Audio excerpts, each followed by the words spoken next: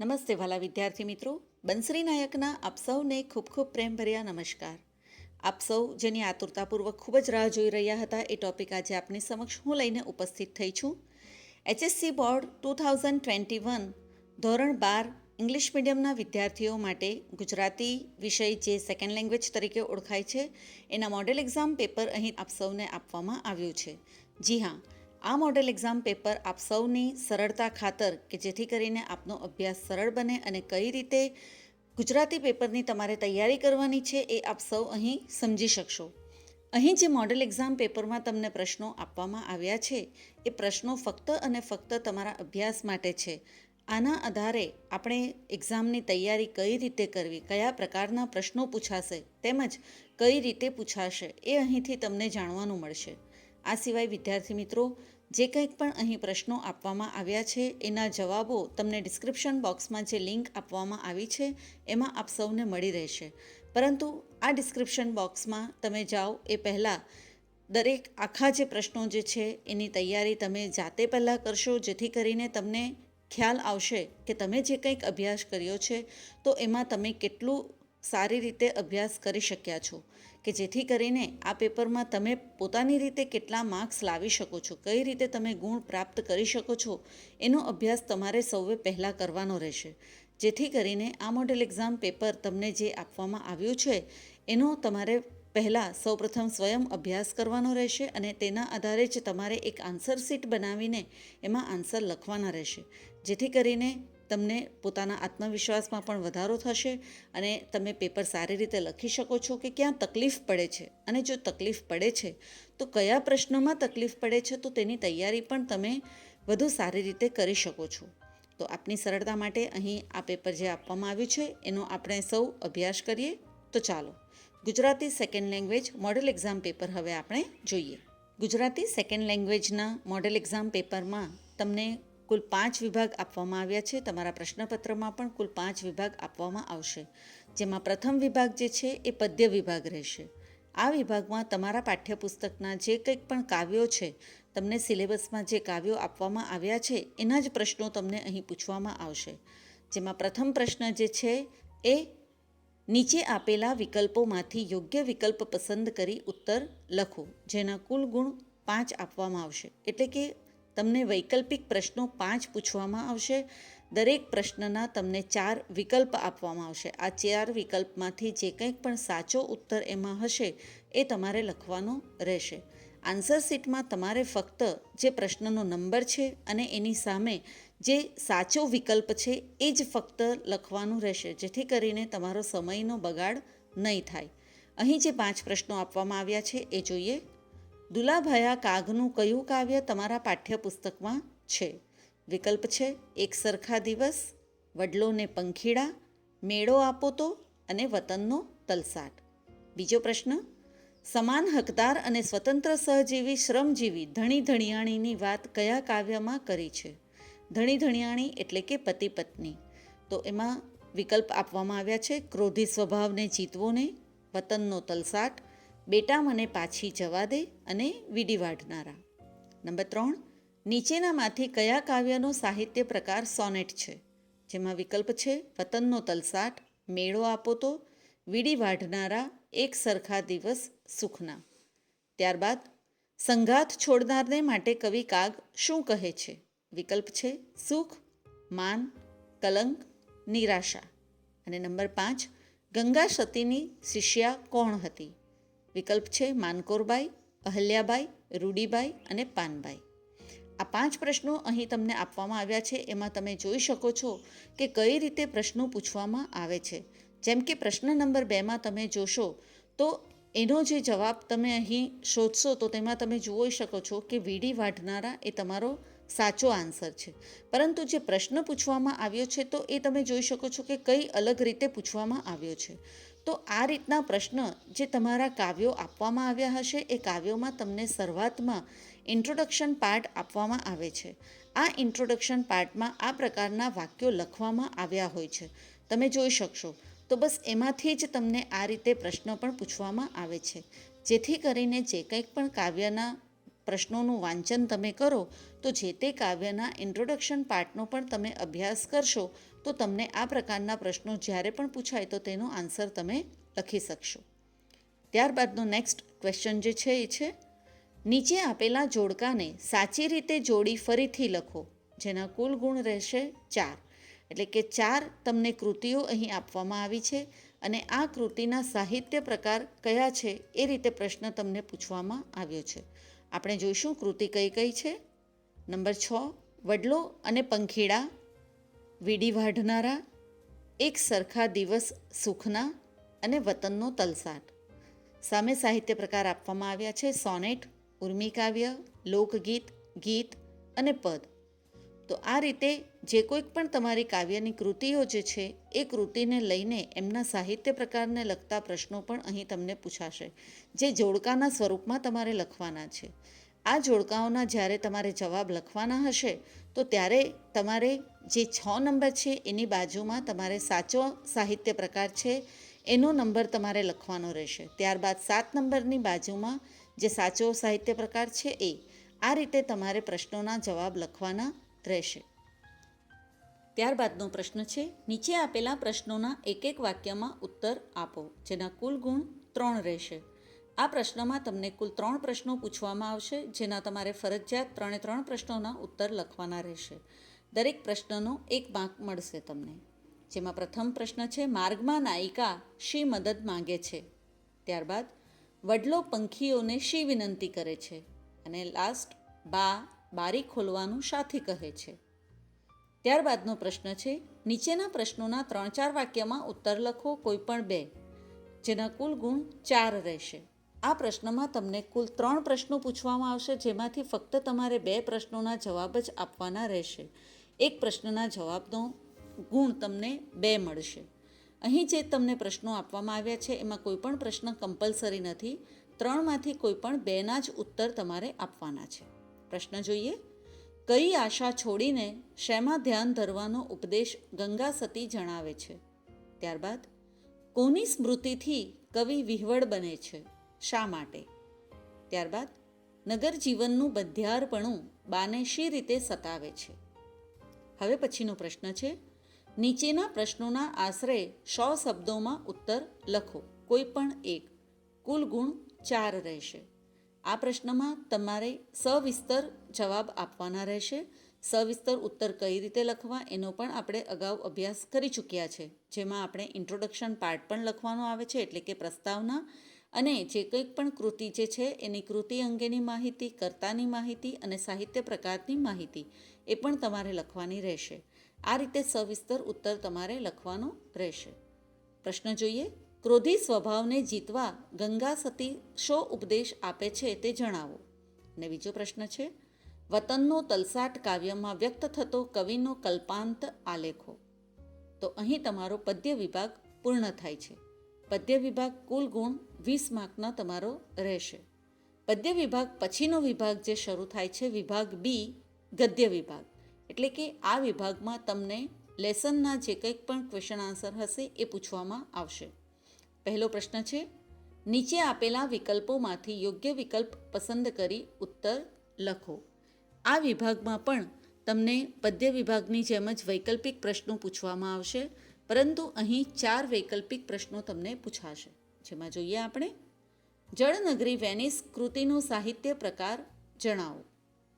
અ સ્મરણ કથા, બ નવલિકા, 3 પ્રવાસ નિબંધ અને ડ આત્મકથા ખંડ. ત્યારબાદનો પ્રશ્ન છે, સરસ્વતીચંદ્ર મહાનવલકથામાંથી કયો પાઠ તમારા અભ્યાસક્રમમાં છે. જેમાં તમને વિકલ્પ આપવામાં આવ્યા છે, મોરના ઈંડા, કુસુમનું કઠણ તપ, અખાનો સંસાર ત્યાગ અને નારાયણ હેમચંદ્ર. ત્યારબાદ ગાંધીજી દ્વારા લિખિત પાઠ નીચેનામાંથી કયો છે. જેમાં વિકલ્પ છે, અખાનો સંસાર ત્યાગ, નારાયણ હેમચંદ્ર, બિસ્મિલ્લા ખાન અને મોરના ઈંડા.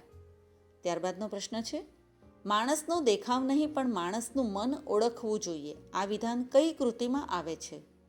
વિકલ્પ છે, નારાયણ હેમચંદ્ર, અખાનો સંસાર ત્યાગ, કુસુમનું કઠણ તપ અને મોરના ઈંડા. અહીં તમે જોશો તો પ્રશ્ન પૂછવાના જે કંઈક પણ તમે ટેકનિક અહીં જોઈ શકો છો. તો આ રીતે પણ તમને પ્રશ્ન પૂછી શકાય છે. તમે જોશો તો કઈ રીતે લેખક દ્વારા પણ પ્રશ્ન પૂછવામાં આવ્યો છે. જે તમે ગાંધીજીનો પ્રશ્ન પૂછ્યો છે કે ગાંધીજી દ્વારા લિખિત પાઠ નીચેનામાંથી કયો છે, તો આ રીતે પણ પૂછાય છે. આ ઉપરાંત જે કંઈક પણ લેસન આપણે શીખી ગયા છે એ લેસન મુખ્ય કઈ કૃતિમાંથી લેવામાં આવ્યું છે તે અંગે પણ તમને પ્રશ્ન પૂછવામાં આવે છે. જેમ કે અહીં સરસ્વતીચંદ્ર મહાનવલકથાની વાત કરી છે, તો આ રીતે પણ તમને પ્રશ્ન પૂછી શકાય. આ ઉપરાંત 21 નંબરનો પ્રશ્ન તમે જોશો તો જે લેસન આપણે શીખી ગયા છે એ લેસનમાં મુખ્ય જે વાક્ય હતું, જેમ કે નારાયણ હેમચંદ્ર માનતા હતા એ પ્રમાણે કે માણસનો દેખાવ નહીં પરંતુ એનું મન ઓળખવું જોઈએ, તો એ જે વાત આ પાઠમાં કરવામાં આવી છે એ તમે લેસનની શરૂઆતના ઇન્ટ્રોડક્શન પાર્ટમાં તમે જોઈ શકશો. તો એને લઈને પણ તમને પ્રશ્ન પૂછી શકાય છે. તો આ અંગે જોતાં તમને ખ્યાલ આવશે કે પ્રશ્ન પૂછવાની રીત કઈ કઈ રીતની હોઈ શકે છે. ત્યારબાદનો નવો પ્રશ્ન છે, નીચે આપેલા જોડકાને સારી રીતે જોડી ફરીથી લખો. અહીં તમારે સાચા જોડકાની જોડ બનાવવાની છે, જેમાં પ્રથમ વિભાગમાં તમને કૃતિ આપવામાં આવી છે અને બીજા વિભાગમાં તમને કૃતિનો સાહિત્ય પ્રકાર આપવામાં આવ્યો છે. પ્રશ્ન જોઈએ આપણે. મોરના ઈંડા, અખાનો સંસાર ત્યાગ, કુસુમનું કઠણ તપ અને જળનગરી વેનિસ. સામે બાજુ સાહિત્ય પ્રકાર આપ્યા છે, નાટિકા, પ્રવાસ નિબંધ, ચરિત્ર, નવલકથાખંડ અને નવલિકા. તમને અગાઉ જણાવ્યું એ આધારે જે કૃતિનો નંબર છે એની સાથે તમારે સાહિત્ય પ્રકારના નંબરને લખીને આ પ્રશ્નોનો ઉત્તર તમારે આપવાનો રહેશે, જેથી કરીને તપાસનારને પણ યોગ્ય રીતે જવાબ મળી શકે. ત્યારબાદ નીચે આપેલા પ્રશ્નોના એક એક વાક્યમાં ઉત્તર આપો, જેના કુલ ગુણ 4 રહેશે. એટલે કે અહીં પણ તમને કુલ 4 પ્રશ્નો પૂછવામાં આવશે. દરેકે દરેક પ્રશ્નના ઉત્તર ફરજિયાત લખવાના છે. પ્રશ્ન દીઠ તમને 1 માર્ક આપવામાં આવશે. પ્રશ્ન જોઈએ આપણે. ટંકશાળના કામ અંગે અખા પર કયું આડ મૂકવામાં આવ્યું? નંબર 27. કુસુમ અને માલણ શો પ્રયત્ન કરી રહ્યા હતા? ત્યારબાદ માણેક મુનિમ શા માટે મહજીને ઘેર ગયા? અને લાસ્ટ, પ્રભાશંકરનો ભૂતકાળ કેવો હતો? ત્યારબાદનો પ્રશ્ન છે, નીચેના પ્રશ્નોના 3-4 વાક્યમાં ઉત્તર લખો, કોઈ પણ 2, કુલ ગુણ 4. અહીં પણ તમને કુલ 3 પ્રશ્નો આપવામાં આવશે. 3 પ્રશ્નોમાંથી કોઈ પણ 2 પ્રશ્નના ઉત્તર તમારી પસંદગી પ્રમાણે તમારે લખવાના રહેશે. એક પ્રશ્ન દીઠ તમને 2 માર્ક્સ આપવામાં આવશે, એટલે કુલ ગુણ 4 થશે. હંમેશા એક વાત ધ્યાનમાં રાખવી કે જે કોઈ પણ પ્રશ્ન તમે લખવાની શરૂઆત કરો છો, જેમ કે 1 વાક્યના ઉત્તરો તમે લખી રહ્યા, ત્યારબાદ 3-4 વાક્યના ઉત્તર જ્યારે લખવાની શરૂઆત કરશો તો એ નવા પાના પરથી જ તમારે લખવાનું રહેશે. પ્રશ્ન જોઈશું. મહાપુરુષો વિશે હેમચંદ્રની શી માન્યતા હતી? ત્યારબાદ બુધો વડાવ્યા જવા તૈયાર થયો એ વાતની એની માતા પર શી અસર થઈ? ત્યારબાદ લાગણીવશ બિસ્મિલ્લા ખાને મામાની સૂર વિશે કઈ શિખામણ યાદ આવે છે? હવે પછીનો પ્રશ્ન છે, સવિસ્તાર ઉત્તર લખો કોઈ પણ 1, જેના કુલ ગુણ 4 આપવામાં આવ્યા છે. અહીં પણ તમને કુલ 2 પ્રશ્નો પૂછવામાં આવશે. આ 2 પ્રશ્નોમાંથી સવિસ્તર ઉત્તર તમારે લખવાનો છે, જેમાં ઇન્ટ્રોડક્શન પાર્ટ અને કૃતિનો જે કંઈક પણ પ્રકાર છે, મુખ્ય કૃતિ છે અને કર્તાનું નામ, એ બધું જ તમારે અહીં આ પ્રશ્નમાં લખવાનું રહેશે, જેથી કરીને તમે યોગ્ય રીતે ગુણ મેળવી શકશો. કુલ 2 પ્રશ્નોમાંથી 1નો ઉત્તર લખવાનો છે. કુલ ગુણ 4 છે. પ્રશ્ન જોઈએ આપણે. કુસુમનું કઠણ તપ નવલકથા ખંડને આધારે કુસુમનો પાત્ર પરિચય કરાવો. અને ત્યારબાદ મોરના ઈંડા શીર્ષક સમજાવો. આમ અહીં તમે જોશો તો ગદ્ય વિભાગ પર પૂર્ણ થાય છે. ગદ્ય વિભાગ પણ તમારા કુલ 20 માર્કનો રહેશે, જે કઈ રીતે વહેંચાયેલો છે એની સમજૂતી આપણે લઈ ગયા છે. હવે પછીનો જે વિભાગ જે છે, વિભાગ સી, વ્યાકરણ વિભાગ. વિદ્યાર્થી મિત્રો, વ્યાકરણ વિભાગ તમારા એક્ઝામ પેપરમાં ખૂબ જ અગત્યનો વિભાગ છે, કારણ કે આ જ વિભાગમાં તમે ખૂબ જ સારો એવો સ્કોર કરી શકો છો. મોટે ભાગે જો તમારા દરેક જે કંઈક પણ વ્યાકરણના આપણે ટૉપિક શીખ્યા છે, એ દરેક વ્યાકરણના ટૉપિક્સના જે કંઈક પણ આપણે નિયમો જોયા હતા, એ નિયમોને આધારે તમારી તૈયારી જો વ્યવસ્થિત રીતે તમે કરશો તો આ વિભાગમાં તમે પૂરેપૂરા માર્ક્સ મેળવી શકો એમ છો. જે કોઈક વિદ્યાર્થી ગુજરાતી વિષયમાં ખૂબ જ ઊંચો સ્કોર કરવાની જો આશા રાખતા હોય તો તેમના માટે આ વિભાગ ખૂબ જ અગત્યનો બને છે. આ ઉપરાંત જે કોઈક વિદ્યાર્થી લો સ્કોરર હોય તો તેમના માટે પણ આ વિભાગમાં જ સારા એવા માર્ક્સ મેળવવાની આશા રહે છે.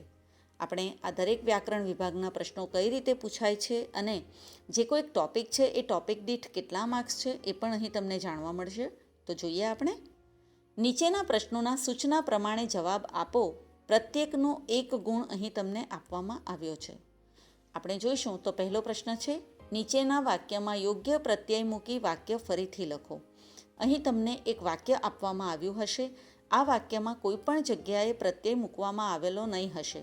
તમારે વાક્યમાં ફક્ત પ્રત્યય જ મૂકવાનું છે. પ્રત્યય આપણે શીખી ગયા છે. એના આધારે 8 વિભક્તિના જે કંઈક પણ પ્રત્યય છે, નો, ની, નું, ના, માં, થી, થકી, વડે, પર વગેરે જેવા જે પ્રત્યય છે એ અહીં તમારે મૂકવાના રહેશે. મંદિર પાળ પક્ષી રળિયામણું લાગે છે, તો અહીં તમારે પ્રત્યય મૂકવાનો રહેશે. ત્યારબાદનો પ્રશ્ન છે, નીચેના વાક્યમાં યોગ્ય નામયોગી મૂકી વાક્ય ફરીથી લખો. આ પણ જે પ્રત્યય આપણે શીખ્યા છે એનો જ અંદર સબ ટોપિક આપવામાં આવેલો છે તમને. પ્રશ્ન જોઈશું, બાય કબાટ ડેશ કપડાં કાઢ્યા. અહીં પણ તમારે નામયોગી મૂકવાનું છે. ત્યારબાદનો પ્રશ્ન છે, નીચેના વાક્યમાં પ્રત્યય અને નામયોગી મૂકી વાક્ય ફરીથી લખો. આમ તમે જોશો તો પ્રત્યય અને નામયોગી જે આપણો વ્યાકરણનો ટોપિક છે એ કુલ 3 ગુણનો પૂછવામાં અહીં આવ્યો છે. કુલ 3 માર્ક્સના પ્રશ્નો અહીં તમને પૂછવામાં આવ્યા છે. જેમાં અહીં પ્રશ્ન જોઈએ આપણે, સૂર પ્રત્યે મારું ખેંચાણ ઠેઠ બાળપણ ડેશ જ રહ્યું છે. તો અહીં તમે જોશો તો તમારે પ્રત્યય મૂકવાનું છે અને નામયોગી પણ મૂકવાનું રહેશે. ત્યારબાદનો પ્રશ્ન છે, નીચેના વાક્યમાં યોગ્ય વિરામચિહ્ન મૂકી વાક્ય ફરીથી લખો. પ્રશ્ન છે, એ તો બહુ મોટા માણસ રહ્યા તમને કેમ મળશે. આમાં તમારે જે જગ્યાએ યોગ્ય વિરામચિહ્ન મૂકવાનું હશે એ વિરામચિહ્ન તમારે મૂકવાનું રહેશે. જેમાં પૂર્ણવિરામ, અલ્પવિરામ, અવતરણ ચિહ્ન, પ્રશ્નાર્થ ચિહ્ન કે ઉદ્ગાર ચિહ્ન, આ જે કંઈક પણ વિરામ ચિહ્નો છે એ તમારે વાક્યને આધારે એનો ઉપયોગ કરવાનો રહેશે. ત્યારબાદનો પ્રશ્ન પણ જે છે એ વિરામ ચિહ્નોનો છે, પરંતુ આ પ્રશ્નમાં તમને ખોટું વિરામચિહ્ન ખોટી જગ્યાએ પણ આપવામાં આવ્યું હોય અથવા તો પછી જે કોઈક વિરામચિહ્ન છે એની જગ્યા પણ બદલવામાં આવી હોય. આપ સૌ અગાઉ શીખી ગયા છો એના આધારે કે જે કોઈક વિરામચિહ્નનો આપણે ઉપયોગ કરીએ છીએ, જો એની જગ્યા બદલી દેવામાં આવે તો કઈ રીતે એનો અર્થ બદલાઈ જતો હોય છે. તો અહીં તમારે પણ વિરામચિહ્ન સુધારવાનું છે અને વાક્યને અર્થપૂર્ણ બનાવવાનું છે. પ્રશ્ન જોઈએ, વાક્યને અર્થપૂર્ણ બનાવવા માટે વિરામચિહ્ન સુધારી વાક્ય ફરીથી લખો. વેનિશનું સૌંદર્ય ચડે કે સૃષ્ટિ સૌંદર્ય. અહીં તમે જોશો તો જે વિરામચિહ્ન આપવામાં આવ્યું છે એ બરાબર કઈ જગ્યાએ મુકાશે એના આધારે તમારે સુધારીને લખવાનું છે. આમ વિરામચિહ્નના કુલ ગુણ 2 રહેશે. ત્યારબાદનો પ્રશ્ન છે, યોગ્ય સંયોજકોનો ઉપયોગ કરી નીચેના સાદા વાક્યો જોડો. અહીં તમને 2 સાદા વાક્યો આપવામાં આવ્યા છે. આ બંને સાદા વાક્યને જ્યારે સંયોજકથી જોડવાનું હોય તો કઈ રીતે જોડાશે એનો અભ્યાસ આપણે કરી ચૂક્યા છે. સંયોજકોને ઉપયોગ કરીને એક જ વાક્ય તમારે અહીં લખવાનું રહેશે. જેમાં પ્રથમ વાક્ય છે, રાજા રાણી સિદ્ધ પુરુષ પાસે ગયા.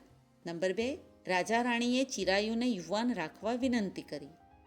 ત્યારબાદનો પ્રશ્ન છે, નીચે વાક્યમાં ખોટા સંયોજકનો પ્રયોગ કર્યો છે તે સુધારીને ફરીથી લખો.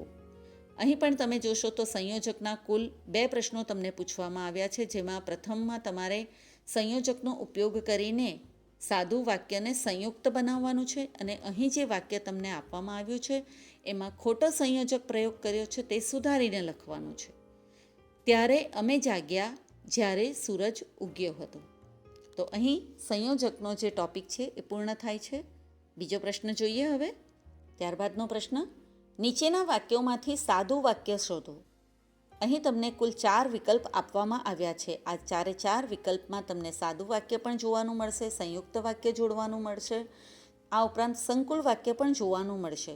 તમારે આ 4 વિકલ્પમાંથી જે વિકલ્પમાં સાદું વાક્ય હશે તે શોધીને તમારે ફક્ત જવાબમાં એનો ઉત્તર જ લખવાનો છે. એટલે કે વિકલ્પ લખશો અને વિકલ્પની બાજુમાં જે વાક્ય તમને આપવામાં આવ્યું હોય એ વાક્ય તમારે ફક્ત જવાબમાં એ જ લખવાનું રહેશે. આન્સર શીટમાં પણ તમારે ફક્ત 42 નંબર આપીને જે સાચો વિકલ્પ હોય એ સાચો વિકલ્પ જ તમારે દર્શાવવાનો રહેશે, જેથી કરીને તમે સમયનો સદુપયોગ કરી શકો. અહીં જે વિકલ્પ આપ્યા છે તે જોઈએ. વિદ્યાર્થી ભણે છે. કૂવામાં સરવાણી જ નથી, તેથી પાણી આવે ક્યાંથી? વરસાદ વરસે છે અને વીજળી ચમકે છે. વેનિસની શેરીઓમાં એક અને પશ્ચાતાપ ઘેરા ઓથેલોના અંતિમ શબ્દો જાણે પડઘાય છે. ત્યારબાદ નંબર 43, નીચેના વાક્યમાંથી સંયુક્ત વાક્ય શોધો. વિકલ્પ જોઈએ. જો બાળપણમાં સંસ્કારો દ્રઢ થાય તો બાળક પોતાના લક્ષ્યને પામે જ. કવિ વિદેશમાં એકલા રહ્યા. સાબાશ દીકરા, મને હવે ખાતરી થઈ કે તું મારું નામ નહીં બોલે. બા થોડો સમય પુત્ર સાથે રહ્યા. ત્યારબાદનો પ્રશ્ન 44, નીચેના વાક્યમાંથી સંકુલ વાક્ય શોધો. નંબર 1, ઈશ્વર પ્રત્યે અનન્ય શ્રદ્ધા જાગૃત થઈ. લોકો તમને માન આપશે. ઘરમાં આગ લાગી, તેથી ઘરવખરી બળીને ભસ્મ થઈ ગઈ. જો મનુષ્ય સદ્ગુણોને જીવનમાં ઉતારશે તો તે સારા માનવ બનશે. ત્યારબાદનો જે ટોપિક છે એ છે પદક્રમ અને પદ સંવાદ. નંબર 45, નીચેના વાક્યોમાંથી કયા વાક્યોનો પદક્રમ યોગ્ય છે તે શોધો. અ, ગીતાબેન નિશાળે ગયા છે.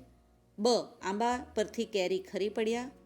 ક, ખેતરમાં ગાય ઘાસ ચરતી હતી. ડ, ગોપી અથવા રમણલાલ આવ્યા હતા. નંબર 46, નીચેના વાક્યોમાંથી કયા વાક્યનો પદ સંવાદ યોગ્ય છે તે શોધો. અ, ઇટાલિયન મુસાફરો સંગીતના શોખીન હતા. બ, ગામમાં એક સફરજન વેચતો ફેરિયો આવ્યો. ક, મને સરસ ડીશમાં ખમણ આપો. ડ, તેને 3 ભાઈ અને 1 બહેન છે. આમ પદક્રમ અને પદ સંવાદ 2 માર્ક્સના થશે. ત્યારબાદ નંબર 47 જે છે એ છે રૂઢિપ્રયોગ અંગેનો. નીચે આપેલો રૂઢિપ્રયોગનો સાચો અર્થ શોધો. મોહી જવું, જેમાં અ, ભરમાઈ જવું. બ, વશ થઈ જવું. ક, આસક્ત થઈ જવું. અને ડ, લાગી જવું. ત્યારબાદ નંબર 48, આપેલા સામાસિક શબ્દનો અર્થ શોધો. અહીં જે તમને શબ્દ આપવામાં આવ્યો છે એ છે માતા પિતા. વિકલ્પ છે માતા અને પિતા, માતા તથા પિતા, માતા અથવા પિતા અને માતા પિતા. નેક્સ્ટ 49, નીચે આપેલા શબ્દનો સમાનાર્થી શબ્દ શોધો. સમાનાર્થી એટલે કે સમાન અર્થ ધરાવતો શબ્દ. શબ્દ છે શાણું. શાણું શબ્દ માટે કયો શબ્દ સમાન અર્થ ધરાવે છે તો જોઈએ. અ, છાણું. બ, સમજી જવું. ક, જાહો જલાલી. ડ, સમજદાર. નંબર 50, નીચે આપેલા શબ્દનો વિરુદ્ધાર્થી શબ્દ શોધો. વિરુદ્ધાર્થી શબ્દ એટલે કે આપેલ શબ્દથી વિરુદ્ધ અર્થ ધરાવતો હોય તેવો શબ્દ, એટલે કે એનાથી ઉલટો અર્થ દર્શાવતો શબ્દ. શબ્દ તમને અહીં આપવામાં આવ્યો છે દીન, જેના વિકલ્પ છે ગરીબ, દીનતા, અમીર અને દિવસ. ત્યારબાદ 51, નીચે આપેલા વાક્યોમાંથી કયા વાક્યની વાક્ય રચના ખોટી છે તે શોધો. જેમાં નંબર 1, આવા મોટા કુળની સ્ત્રીઓને આવું કામ શી રીતે અપાય. બ, મનને મન સુંદર બબડી. ક, મારો ધંધો ધીરધારનો નથી. અને ડ, તું ઘરમાંથી રમકડા લઈ આવ. ત્યારબાદ નંબર 52, નીચેના શબ્દોમાંથી સાચી જોડણીવાળો શબ્દ શોધો. વિકલ્પ છે પુડકા. બ, ફૂલ. ક, વિલાયત. અને ડ, સંપત્તિ. નંબર 53, નીચેના શબ્દોમાંથી ખોટી જોડણીવાળો શબ્દ શોધો. વિકલ્પ છે સ્મૃતિ. બ, વિસ્ફારિત. ક, દુભાષ્યો. અને ડ, ફિરસ્તો. ત્યારબાદ નંબર 54, નીચેની કહેવતમાંથી સમાન અર્થવાળું જોડકું શોધો. જેમાં નંબર 1, બોલે એના બોર વેચાય, બોલવાથી બોર વેચાતા નથી. નંબર 2, અક્કલ ઉધાર ના મળે. બીજી છે બુદ્ધિ વેચાતી મળી જાય. ત્યારબાદ નંબર 3, એક પંથ દો કાજ. બીજી છે એક કાંકરે 2 પક્ષી મારવા. અને નંબર 4 છે સંપ ત્યાં જંપ. બીજી, સંપ હોય ત્યાં જંપ જોવા મળતો નથી. અહીં વ્યાકરણ વિભાગ પૂર્ણ થાય છે. ત્યારબાદનો વિભાગ જે છે એ છે વિભાગ ડી, અર્થગ્રહણ, લેખન સજ્જતા. એટલે કે આ વિભાગમાં તમને જે કંઈક પણ પ્રશ્નો પૂછવામાં આવ્યો હશે એ પ્રશ્નનો તમારે વાંચીને યોગ્ય રીતે એને સમજવાનો છે, એનો અર્થ તમારે ગ્રહણ કરવાનું છે. દરેક કાવ્ય કે ગદ્યખંડ કે જે કંઈક પણ તમને અહીં આપવામાં આવ્યો હશે પ્રશ્ન, એને વાંચીને તમારે એનો અર્થઘટન બરાબર કરવાનું રહેશે, સમજવાનું રહેશે અને તેના આધારે જે કંઈક પણ પ્રશ્નો તમને પૂછવામાં આવ્યા હોય એના ઉત્તરો તમારે લખવાના રહેશે.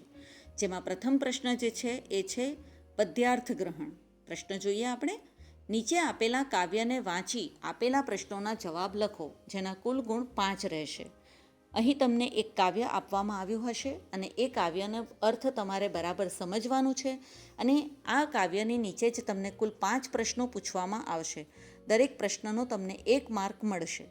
અહીં તમારે એક વસ્તુ ખાસ ધ્યાન રાખવાની રહેશે વિદ્યાર્થી મિત્રો, કે જે કોઈક પણ પ્રશ્નો તમને આપવામાં આવ્યા છે એના ઉત્તરમાં તમારે વાક્ય બનાવીને ઉત્તર લખવાના રહેશે.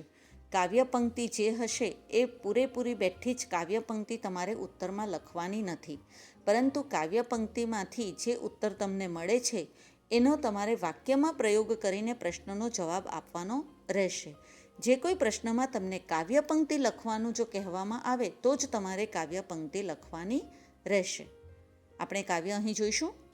પુષ્પતણી પાંદડીએ બેસી હસતું કોણ ચિરંતન હાશ, પૃથ્વી ઉરથી ઉઠે કોનું સુરભિત પુલકિત મુખરિત શ્વાસ, કોણ બદલતું સંધ્યાકાશે પલપલ નવલા પ્રેમલ ચીર, કોણ ઉછળતી મોકલતું નિજ કુમળી ઉર્મી સરોવર તીર, અહો ગૂંથતું કોણ પૃથ્વીને સેંથે ઝાંકળ મોતી માળ, તરુએ તરુએ ફળતી કોની આશા કેરી શાખ રસાળ, કોના કંકણ બાજે એકલ સરિતા કેરે સૂને ઘાટ, પર્વતને શિખરે સ્થિર બેસી કોણ સનાતન જોતું વાટ, આ સારસની જોડ વિશે ઉડી છે કોની ઝંખન ઝાડ, અહો ફલંગે કોણ અધીરું વાદળ વાદળ માંડી ફાળ, અંતરની એરણ પર કોની પડે હથોડી ચેતનરૂપ, કાળ તણી ધરતીમાં કોણ ખોદી રહ્યું જીવનના કૂપ.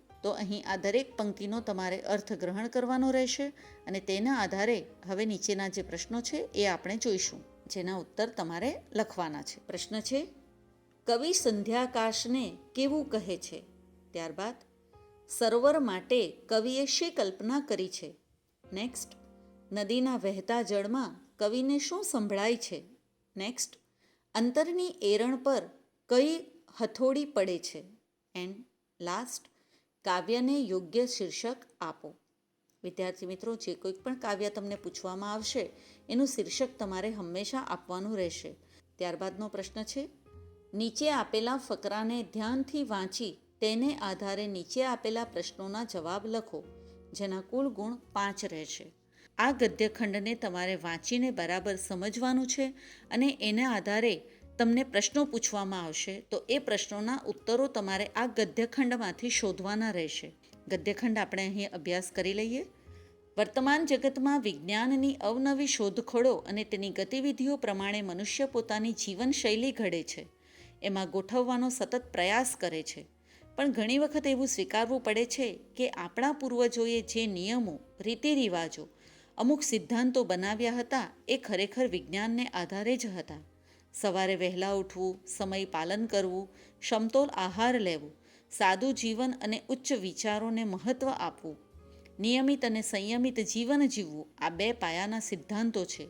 આ ઉપરાંત ગુરુકુળમાં રહીને વિદ્યા અભ્યાસ કરવો, જીવનને જરૂરી એવી બધી કેળવણી સાદી અને સરળ રીતે મેળવવાની સાથે સાથે સદ્ગુણોને દ્રઢ કરવા, કુદરતને ખોળે કોઈ પણ પ્રકારના રાગ, દ્વેષ, લોભ, મોહ વિના સંતોષથી જીવવું, આ બધા જ નિયમો કોઈને કોઈ રીતે વિજ્ઞાન સાથે જોડાયેલા છે.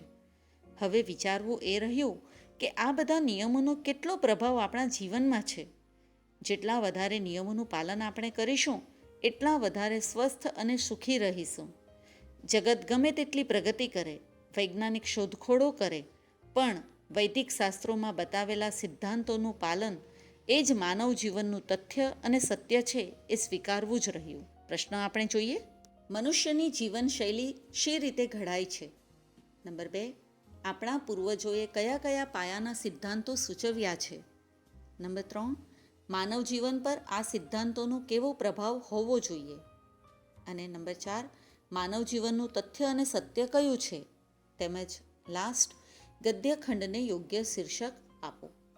વિદ્યાર્થી મિત્રો, ગદ્યખંડના જે કંઈક પણ પ્રશ્નોના જવાબ તમે લખશો, તમારે ફક્ત અને ફક્ત યોગ્ય પ્રશ્નનો નંબર આપવાનો છે અને એ જ નંબરને આધારે એનો જવાબ તમારે ગદ્યખંડમાંથી શોધીને લખવાનો છે. એક પ્રશ્નનો જવાબ લખાઈ જાય ત્યારબાદ 1 કે 2 લાઈન છોડીને બીજા પ્રશ્નની શરૂઆત તમારે લખવાની રહેશે. તો આ રીતે તમે યોગ્ય રીતે પ્રશ્નો લખશો તો પેપર ચેક કરનારને પણ સરળતાથી તેઓ ચેક કરવાની આસાની રહેશે. ત્યારબાદનો જે પ્રશ્ન છે, નીચે આપેલ અંગ્રેજી પરિચ્છેદ વાંચી સમજીને તેનો 1/3 ભાગમાં ગુજરાતીમાં સંક્ષેપ કરો, જેના કુલ ગુણ 5 આપવામાં આવ્યા છે. અહીં જે પેરેગ્રાફ આપ્યો છે એ જોઈએ આપણે. Several times in the history of the world, particular countries and cities or even small groups of people have attained a high degree of civilization. Yet none of these civilization important they were have lasted, and one of the reasons why they did not last was that they were confined to a very few people. They were like little oases of civilization on desert of Barbarous, or rather it is some good, but it is very risky, for the barbarians are always liable to break in on you, and with their greater number and rude vigor scatter your civilization to the winds. Over and over again in history, comparatively civilized people dwelling in cities have been conquered in this way by barbarians, coming down from the hills and burning and killing the destroying whatever they found in the plains. આમ અહીં તમે જોશો તો આ પરિચ્છેદમાં જે civilisation એટલે કે સંસ્કૃતિની વાત કરવામાં આવી છે એના આધારે તમારે પેરેગ્રાફને સમજીને 1/3 ભાગમાં સંક્ષેપીકરણ કરવાનું રહેશે. સંક્ષેપીકરણ કરતી વખતે એક વાત ખાસ ધ્યાનમાં રાખવી કે જે મુખ્ય વાત આખા પેરેગ્રાફમાં કરવામાં આવી છે તો એનો ભાવાર્થ તમારો સંક્ષેપીકરણમાં આવવો ખૂબ જ જરૂરી છે. ત્યારબાદનો પ્રશ્ન છે, નીચે આપેલા મુદ્દા પરથી વાર્તા લખી તેને યોગ્ય શીર્ષક આપો. કુલ ગુણ 5 રહેશે. મુદ્દાઓ જોઈએ આપણે. એક વયોવૃદ્ધ માજીને અંધાપો, ઉપચાર માટે દાક્તર, મોટી રકમ ફી પેટે આપવાની વાત, બંને વચ્ચે થયેલી સમજૂતી, સારવાર અર્થે આગમન, દાક્તરના મનમાં જાગેલી લોભ વૃત્તિ, છેવટે માજીનો અંધાપો મટી જવો, ફી આપવા ના પાડવી, દાક્તર અદાલતમાં, માજીનો ખુલાસો કરવો, ઘરમાં જે રાચરચીલું હતું તેમાંની એકેય વસ્તુ મને દેખાતી નથી, માજીની તરફેણમાં ન્યાયાધીશે આપેલો ચુકાદો અને સાર. હવે પછીનો જે વિભાગ છે, વિભાગ ઈ, લેખન સજ્જતા, જેમાં પ્રથમ પ્રશ્ન છે એ જોઈએ. નીચે આપેલી પંક્તિઓનો આશરે 100 શબ્દોમાં વિચાર વિસ્તાર કરો. કુલ ગુણ 5 આપવામાં આવ્યા છે. અર્થ વિસ્તાર એટલે કે વિચાર વિસ્તારનો જે ટોપિક આપણે અભ્યાસ કરી ચૂક્યા છે એના આધારે આપણે જોઈએ તો તમને પ્રશ્નપત્રમાં કુલ 2 અર્થ વિસ્તાર આપવામાં આવશે. આ 2 અર્થ વિસ્તારમાંથી તમે જે કોઈ પણ અર્થ વિસ્તારનો યોગ્ય રીતે જવાબ લખી શકો, તમારા વિચારોને યોગ્ય રીતે તમે દર્શાવી શકો એવા જ અર્થ વિસ્તારની તમારે પસંદગી કરવાની રહેશે. જોઈએ પ્રશ્ન આપણે કયો વિચાર વિસ્તાર છે. કોઈ મારા માર્ગમાં કંટક ભલે ને પાથરે, પુષ્પ તેના માર્ગમાં વેરીશ હું. ત્યારબાદ એના અથવામાં છે એ જોઈએ. પ્રભુએ તો સર્જેલું છે સુખ, મનનું ખોળી લે છે દુઃખ. ત્યારબાદનો પ્રશ્ન છે, તમારા શાળામાં ઉજવાયેલ સ્વચ્છતા દિવસનો અહેવાલ આશરે 100 શબ્દોમાં લખો. કુલ ગુણ 5 છે. આપના એક્ઝામ પેપરનો અંતિમ પ્રશ્ન જે છે નિબંધ. જી હા, નીચે આપેલા કોઈ એક વિષય પર આપેલ મુદ્દાઓને આધારે આશરે 250 શબ્દોમાં નિબંધ લખો. વિદ્યાર્થી મિત્રો, નિબંધ લેખનના કુલ 10 ગુણ તમને આપવામાં આવ્યા છે. કુલ 3 વિષયો તમને અહીં આપવામાં આવશે. 3 અલગ અલગ વિષયોને આધારે તમારે દરેક વિષયના જે કંઈક પણ મુદ્દાઓ આપવામાં આવ્યા છે એ મુદ્દાઓને આધારે કયા વિષય ઉપર તમારે પોતાના વિચારો વ્યવસ્થિત રીતે તમે રજૂ કરી શકો છો એ જોવાનું રહેશે. અને એ વિષય પ્રમાણે તમારે જે કંઈક પણ તમારા વિચારો તમે સારી રીતે રજૂ કરી શકો એમ છો એ જ વિષયની પસંદગી તમારે કરવાની રહેશે. જે અહીં 3 વિષય આપવામાં આવ્યા છે એ જોઈએ આપણે. આધુનિક ભારતના ઘડતરમાં યુવા પેઢીની ભૂમિકા, જેમાં મુદ્દાઓ જે છે એ છે પ્રસ્તાવના, અમર યુવા ક્રાંતિકારીઓ, દેશના નવસર્જનમાં યુવાઓનું પ્રદાન, પ્રેરણા, સાંપ્રત સમસ્યાઓમાં યુવા પેઢીની ભૂમિકા અને ઉપસંહાર. ત્યારબાદ બીજો ટોપિક છે જે અત્યારે આપણે કરંટ ચાલી જ રહ્યો છે એના આધારે જ અહીં આપવામાં આવ્યો છે. કોરોના વૈશ્વિક મહામારી.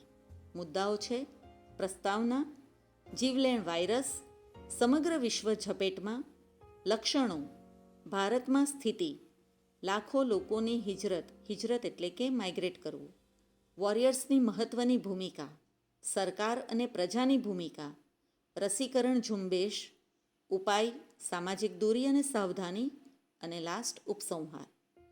ત્યારબાદનો ત્રીજો વિષય છે ઉનાળાનો બપોર, જેમાં મુદ્દાઓ છે પ્રસ્તાવના, ઉનાળાના બપોરનો વૈભવ, બપોરે વ્યાપકતી નિર્જનતા, પશુ પંખીઓને અસર, મનુષ્યોને થતી અસર, ઉનાળાના લાભો અને ઉપસંહાર. વિદ્યાર્થી મિત્રો, અહીં જે તમને મોડેલ એક્ઝામ પેપર આપવામાં આવ્યું છે, આ મોડેલ એક્ઝામ પેપરને પ્રમાણે તમે જોયું હશે તો 5 વિભાગો આપવામાં આવ્યા છે. આ 5 વિભાગો તમારા માટે ખૂબ જ મહત્ત્વના રહે છે. દરેક વિષયનો આપણે ખૂબ જ અભ્યાસ વ્યવસ્થિત રીતે કરી ચૂક્યા છે. આથી તમને પેપર સમજવામાં ખૂબ જ સરળતા રહેશે. આ ઉપરાંત વિદ્યાર્થી મિત્રો, જ્યારે પણ તમે નવા વિભાગ લખવાની શરૂઆત કરો તો નવો વિભાગ નવા પાના પરથી જ શરૂ કરવો એ બાબત ખાસ ધ્યાનમાં રાખવાની રહેશે. આ ઉપરાંત જે કંઈક પણ પ્રશ્ન તમે લખો છો તો એ પ્રશ્નનો નંબર તમે વ્યવસ્થિત રીતે આપશો. આ ઉપરાંત જે કોઈક પણ પ્રશ્નનો નંબર તમે આપ્યો છે તો એ નંબરને આધારે જ એને લગતો જ જવાબ તમે લખ્યો છે કે નહીં એ અંતમાં તમારે બરાબર પ્રશ્નપત્રને પૂરેપૂરું ચેક કરવાનું રહેશે. જેથી કરીને તમે જે કંઈક પણ ઉત્તરો લખ્યા છે તો એ ઉત્તરોમાં કોઈ ક્ષતિ રહી ગઈ હોય તો તમે સુધારીને પણ વ્યવસ્થિત રીતે લખી શકો છો. જો કોઈ ક્ષતિ તમને જણાય તો એ જે કંઈક પણ ભૂલ થઈ હોય તો એના ઉપર વધારે છેકછાક નહીં કરતા ફક્ત એક લાઈન જ ક્રોસ કરી એના ઉપર જ તમારે યોગ્ય જોડણી કે જે કંઈક પણ ભૂલ હોય તો એ સુધારીને લખી દેવાની રહેશે. પ્રશ્નપત્રના જે કંઈક પણ તમે આન્સર શીટમાં ઉત્તરો લખ્યા છે તો આ આન્સર શીટમાં વધારે પણ છેકછાક નહીં કરતા બને ત્યાં સુધી સાદી અને સરળ ભાષામાં પેપર ચેકરને પણ સમજાય અને તમને પણ વ્યવસ્થિત રીતે લખવાની સરળતા રહે એ રીતે સુંદર અક્ષરોથી આપનું પેપર લખશો તો તમે સારા ગુણ મેળવી શકો છો. જે કંઈક પણ તમે અભ્યાસ કર્યો છે એ બધું જ તમને યોગ્ય રીતે સમજાયું જ છે. ન સમજાયું હોય તો ફરી પાછા તમે વિડીયો જોઈને પણ એની સમજૂતી લઈ શકો છો. તમે જે અભ્યાસ કર્યો છે એ તમને યાદ રહ્યું જ છે, તમને બધું જ આવડતું છે. બસ આ જ રીતે મનમાં હકારાત્મક વિચારો રાખશો તો 100% તમને એનું પરિણામ પણ હકારાત્મક જ મળશે. બસ એ જ આશા સાથે અહીં આપણે વિરામ લઈએ છીએ. વિદ્યાર્થી મિત્રો, અહીં જે મોડેલ એક્ઝામ પેપર તમને આપવામાં આવ્યું છે એ આપની સમજૂતી માટે છે. આ પેપરને પણ તમે મોડેલ પેપર તરીકે લઈને તમારી ઘરે પણ તમે 3 કલાકમાં આ પેપર સમયસર પૂરું કરી શકો છો કે નહીં તો એ રીતે જ તમે લખવાની પ્રેક્ટિસ કરશો તો પણ તમને સમજાશે કે કયા વિભાગમાં તમને કેટલો ટાઈમ જોઈએ છે. ટાઈમ મેનેજમેન્ટ કરી યોગ્ય રીતે તમે દરેક પ્રશ્નોના ઉત્તરો લખશો તો તમને સમજાશે કે કયા પ્રશ્નમાં તમને વધારે ટાઈમ જોઈએ છે અને કયા પ્રશ્નમાં તમે વ્યવસ્થિત રીતે ઉતાવળથી લખીને પણ પરંતુ સારી રીતે લખીને પણ તમે પ્રશ્નપત્ર પૂરું કરી શકો છો. જે કંઈક પણ અહીં પ્રશ્નો તમને આપવામાં આવ્યા છે મોડેલ ક્વેશ્ચન પેપર, આ મોડેલ ક્વેશ્ચન પેપરની આન્સર શીટ તમને ડિસ્ક્રિપ્શન બોક્સમાં લિંક આપવામાં આવી છે તો એ લિંકમાં તમને દરેક આન્સરો જોવા મળશે. તો તમારા આન્સરો તમે પેપર લખાઈ ગયા બાદ અહીંથી ચેક કરી શકો છો. તો નવા ટોપિક સાથે ફરી પાછા ભેગા થઈશું. ત્યાં સુધી બંસરી નાયકના આપ સૌને નમસ્કાર અને તમારી બોર્ડ એક્ઝામના માટે આપ સૌને મારા તરફથી ખૂબ ખૂબ શુભેચ્છાઓ.